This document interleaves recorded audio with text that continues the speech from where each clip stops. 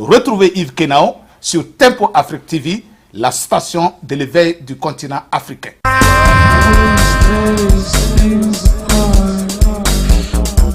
Hot mix mixing.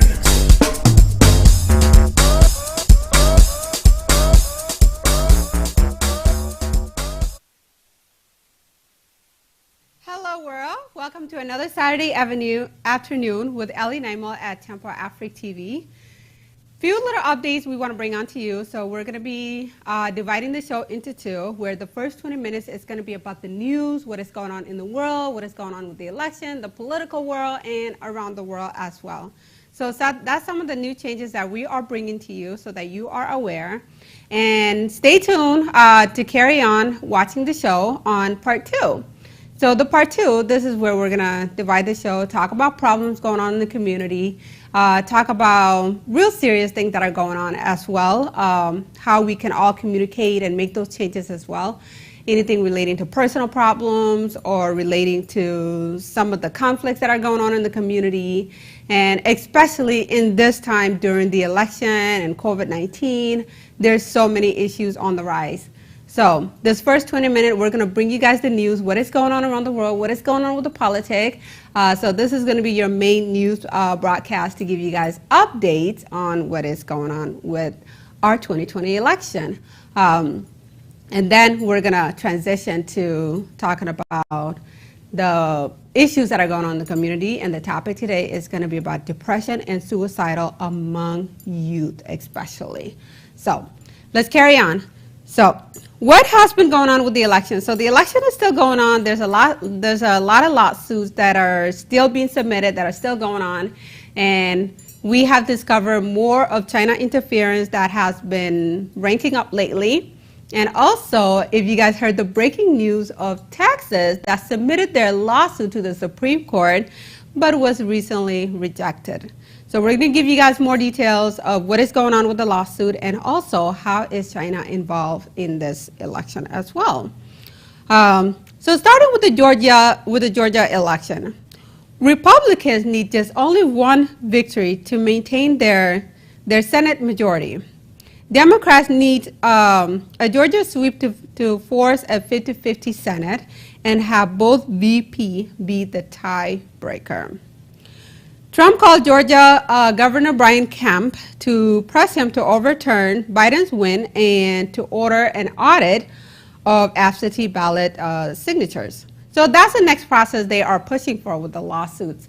The ballots, they need to mass signatures, do the auditing, and see what's going to happen from there.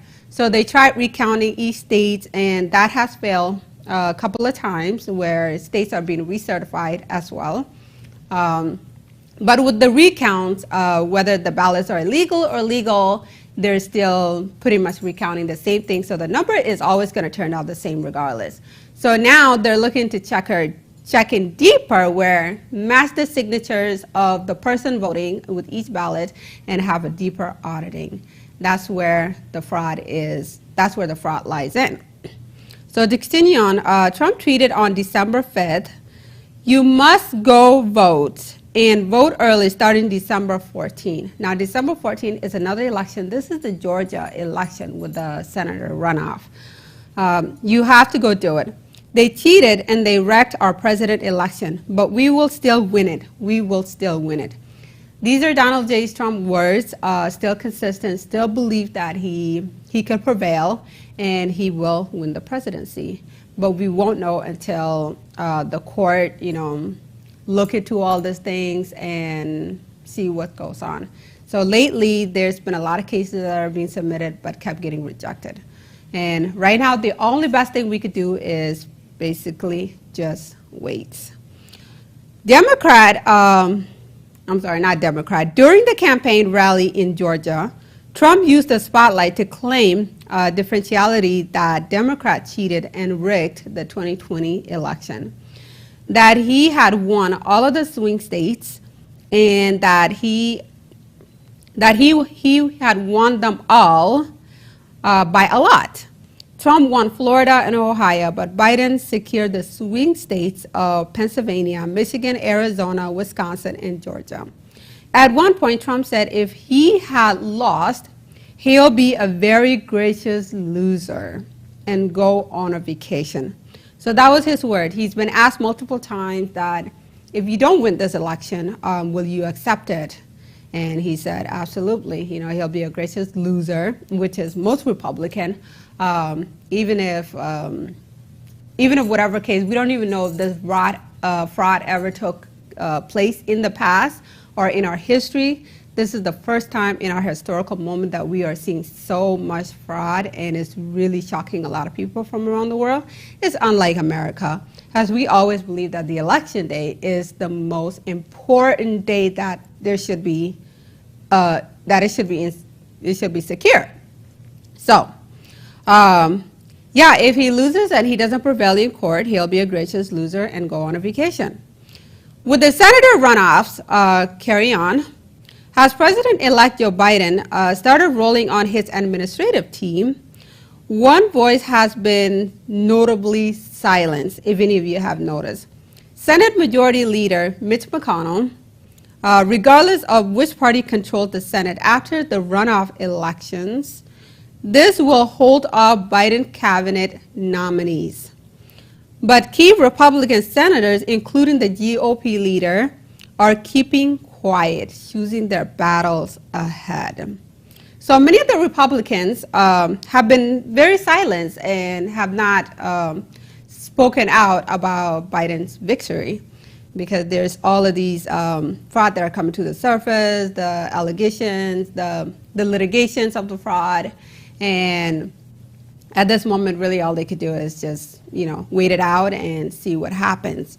And you have some Republicans that are supporting Trump, but majority of them which are pretty much a little bit in between. They're not quite sure if Trump could actually prevail in this, and they're also not quite sure if Joe Biden is actually going to continue on with the victory. Mitch McConnell is setting the tone for Senate Republicans by not publicizing congratulation Biden and acknowledge Trump's defeat. He wants to give the president time to contest the vote, even as Trump's legal team has been losing in most cases. So some of these silence explains that, you know, Trump has the right to challenge the court and to do his part. And if he believes there are fraud going on, that he has the right in the Constitution to go ahead and challenge it. So a lot of these Republicans are pretty much silently on it and not congratulating Joe Biden, because it is also by legal right to challenge the court. Nominees need 51 votes for confirmation on the senator runoff election. Heading into 2021, Republicans have a 50 to 48 to 50 out of 48, 50 by 48 hold on the chamber. But if Democrats win both Georgia seats in January 5th runoff elections, they would flip as a tie, and the vice president would flip the majority to get 51. So VP, either Mike Pence or Kamala Harris, either one of them has to win to break the tie in order for one party to have the majority of the chambers. If Democrats can flip the majority, Nancy Pelosi does not get the votes if they lose the seats in Georgia election. So it's going to be a little bit more difficult for Nancy Pelosi and also for the Democratic Party to even pass their legislations as well after the election or the inauguration. Carry on how the Chinese are involved in the election, the CCP interference on the U.S. election 2020. With the Dominion and the Smartmatics that has been used during the election, which are now claimed, and they're looking to investigate those in order to reveal more of the fraud and to testify them in court. China received $400 million from UBS Bank in Switzerland, in which 75% is owned by the CCP. The funds went towards foreign interference election with Dominion voting machine in the U.S. Securities and Exchange Commission's search results shows that the transaction number, it shows the transaction number filed, which was filed on October 8, 2020. It's clearly explained that the UBS Group AG, if you look it up on Wikipedia, which is the name of the company that funded these money, UBS Group AG, is an investment bank and financial service founded and based in Switzerland. It is known as one of the largest Swiss banking in the world. So this is one of the evidence that shows how the foreigners have interfered in this election as well. So if you guys remember the presidential debate that they had, Biden was asked, Trump mentioned about the foreign interaction that is going to be involved in this election as well. So the warning was already out there, and now more are just coming out to the surface about it. Senator Tom Cotton, Republican Arkansas, mocked Biden for selecting a team that will only reinforce his instinct to go soft on China. So this is one of the arguments. The senators and the major leaders in the parties, they know what's going on. They understand what's going on. And they also know how strong China is and what their plan and their agenda is. But they also they're also a little bit iffy about, Biden taking on presidency because he may not be as tough on China as Trump was. Or some of the latest story coming out with Hunter Biden, people finding out that there has been an interference or a collaboration with the Chinese Communist Party. Now, China sent out a verbal warning. So China warns attack on Australia and Japan due to some protests against China on their agenda against freedom. We suggest Japan and Australia exercise restraint on the way to form quasi-military allies against China, said the Global Times.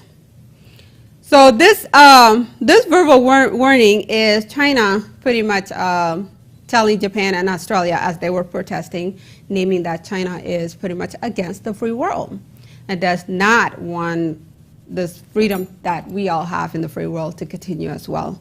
So it's a huge interference on that. They should better not create confrontations with China under the investigation of the U.S. or follow the U.S. step to rope India into contain with China.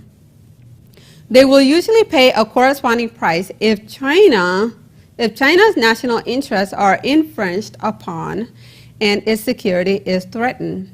China believes their plan is good for the global. All right. Now, what's going on over there in China, in the other side of China?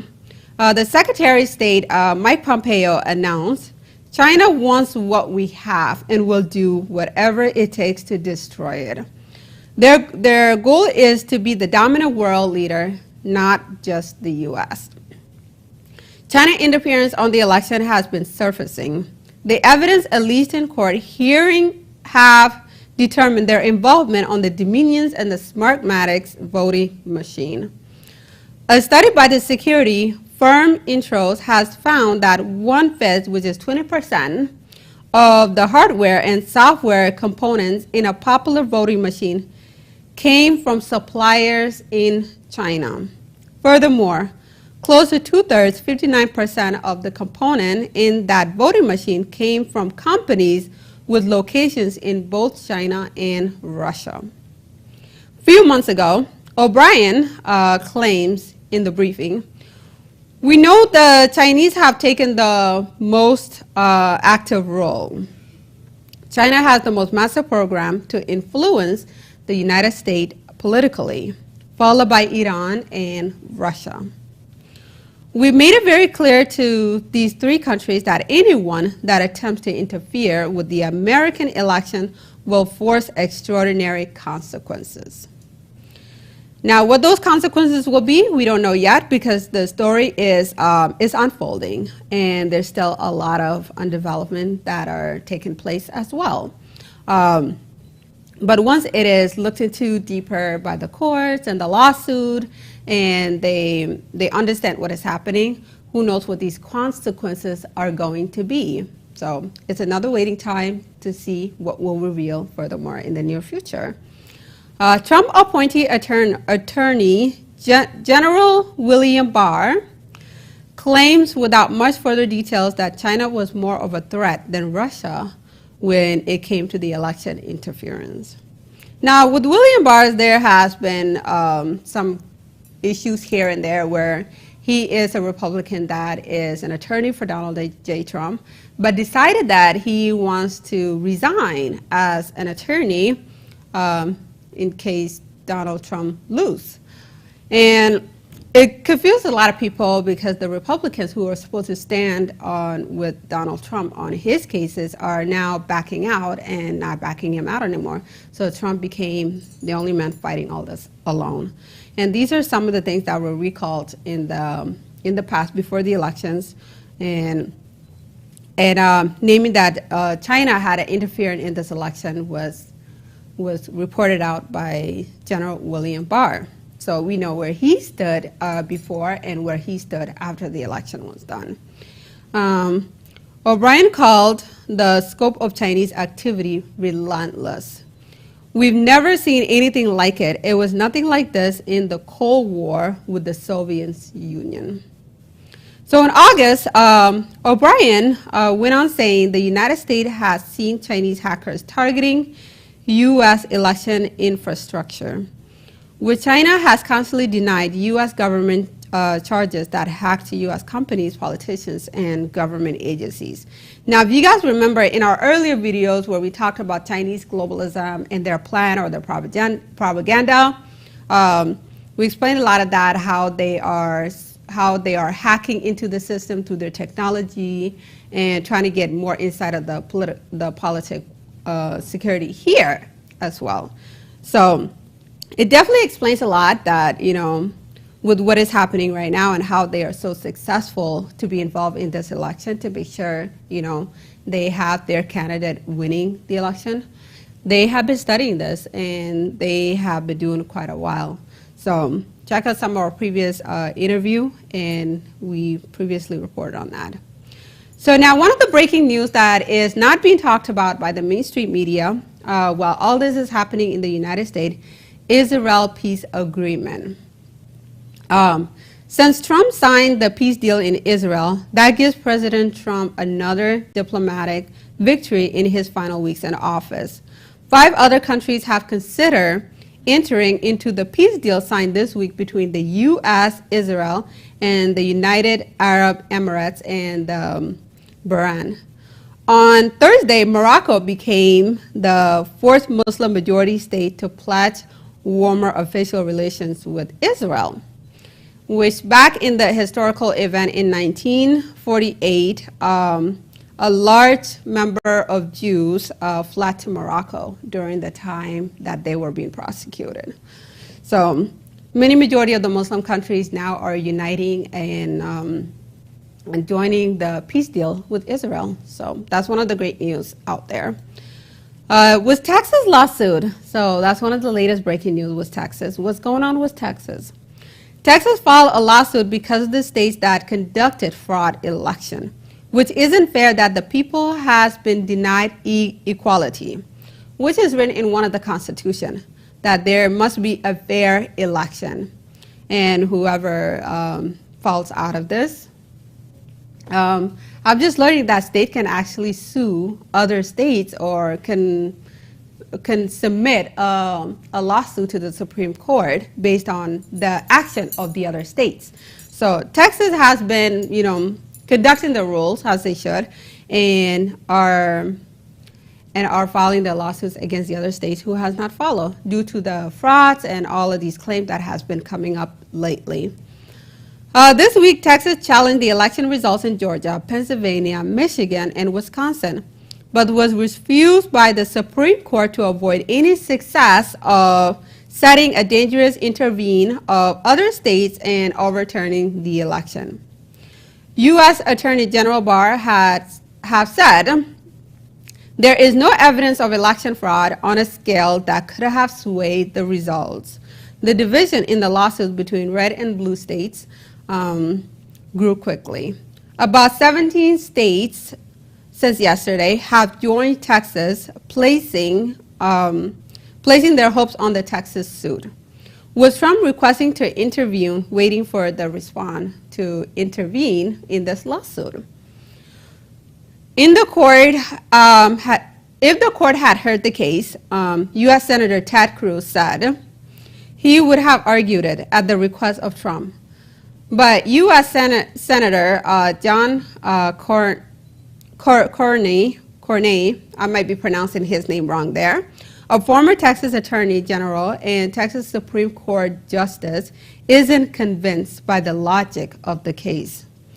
State GOP Chair Allen West responded, perhaps law-abiding states should band together and form a union of states that will abide by the Constitution, West said in a statement Friday night.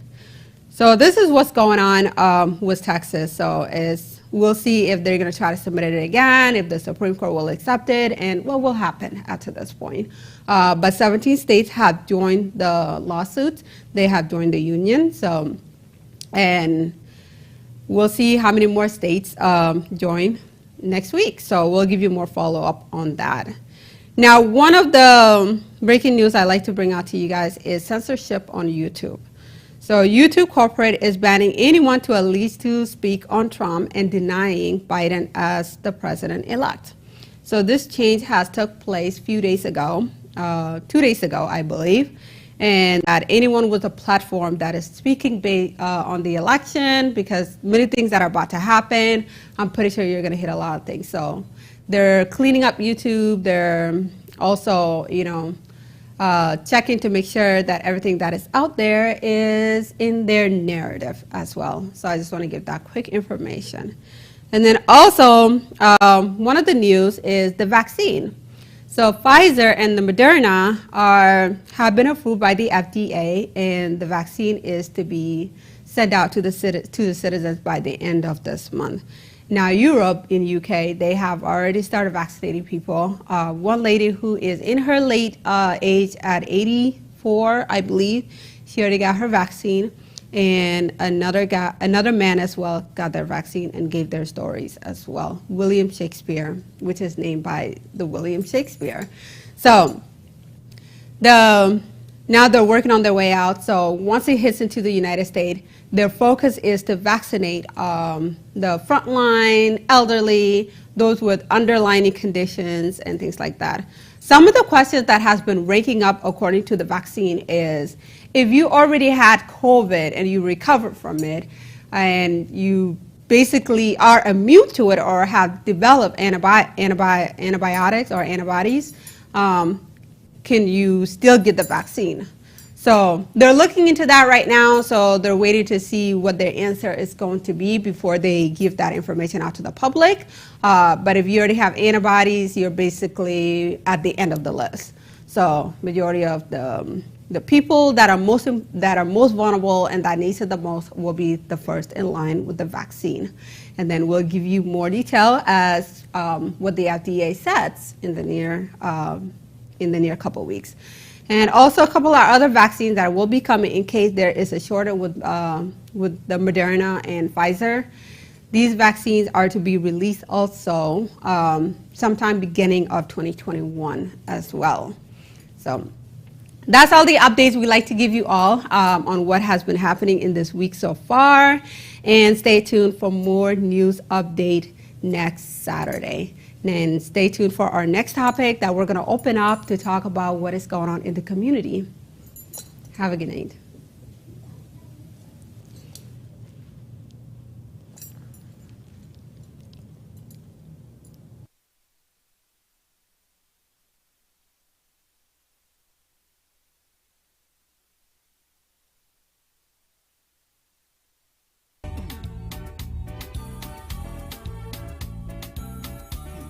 C'est encore Yves Kenao, c'est toujours Yves Kenao qui revient. Cette fois-ci, pour vous dire que Tempo Afrique TV vous offre plus de 4000 chaînes de télévision. Les chaînes européennes, les chaînes américaines, les chaînes asiatiques, les chaînes africaines.